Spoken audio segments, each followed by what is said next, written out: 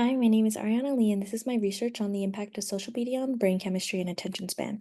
I'm currently a student in Fort Lee, New Jersey, and my mentor is Rachel. My thesis is that individuals would experience higher levels of dopamine during social media usage, which would cause deficits in attention span and motivation outside the digital world. Some background information on the impact of social media. Society has adapted to the way that social media has changed our lives. It's changed the way we interact and communicate with each other, and it's also established cultural exchange between us across the globe.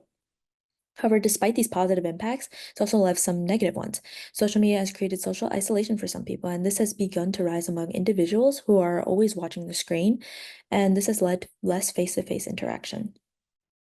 The rise in short-form content provided by social media has led to addiction. Famous apps such as YouTube, TikTok, and Instagram have developed complex algorithms that are intended for their audience to continue watching content without manually stopping. Some background information on dopamine. Dopamine is a neurotransmitter that is nearly essential to all cognitive functions. You also have probably heard it called the pleasure hormone and reward molecule.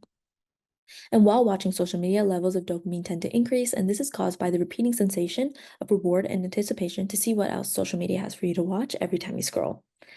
In terms of attention, dopamine plays a key role in an individual's motivation.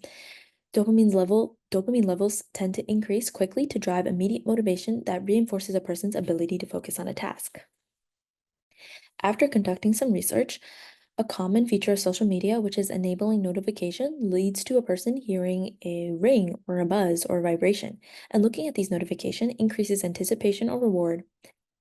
And this feeling of anticipation and reward and reaction to the stimulus triggers a routine or habit that demands a person's attention to social media and releases a small burst of dopamine. This habitual use of social media leads to immediate rewards to the brain, and this leads to flooding the brain with dopamine and destabilizing the balance of dopamine levels in the brain. This results in a person having a shorter attention span because of the difficulties for someone to stay focused or motivated longer because it doesn't offer an immediate reward. An example is studying or homework.